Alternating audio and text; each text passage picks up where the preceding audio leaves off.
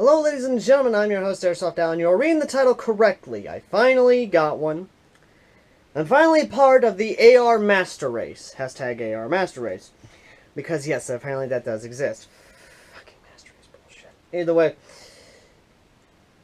Ladies and gentlemen, I got a trade, which was a really interesting one. It was of an M4 that I actually did want back in the day, and still wanted. This goes back 4 years ago.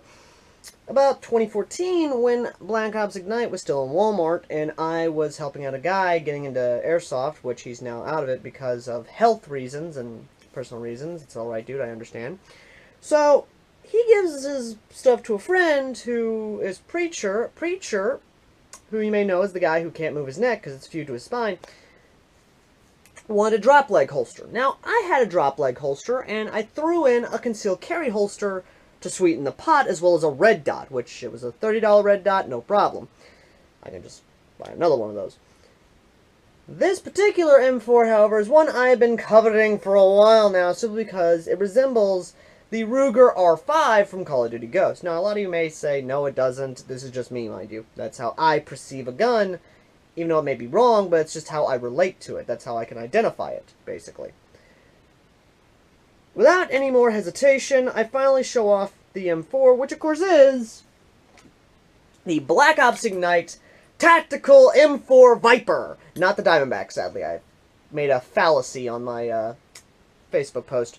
This rifle is really good. I'm talking, this is 4 years old, and it's still kicking. And I like it. I have it set up like I do my SCAR, like I do all my AR, like I do all my rifles. Basically a panel on one side, foregrip, red dot. And why I have it set up this way, so if I have to hold it like this, my hand won't get cut into the, well, rails. And of course my foregrip is great to handle there, so that way if I have to. I am going to try and upgrade to an angle foregrip one day, when I get the money to, but either way. It's a great rifle, very comfortable. I love how it's got these right here to help make it a little bit more comfortable for you to lay your cheek on. It's a really good rifle in my opinion. And of course it has the cool iron sights, what have you. Basically, this rifle I've been wanting for a long time, since 2014. Here it is 4 years later. It's still kicking. It's still got pop. It's still good. And yes, you will get a review on it. And I love it. It's great. It's comfortable. It's still responsive as almighty. I just love it. I'll say that right now. This is the only other M4 outside of the original Colt Commando M4 that I actually want in my collection, as well as the M4A1.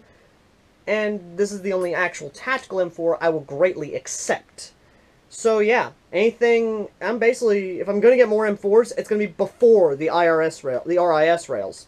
It's going to be the classic looking ones, going to be ones from the 80s and all that good jazz, you know what I'm talking about, brother.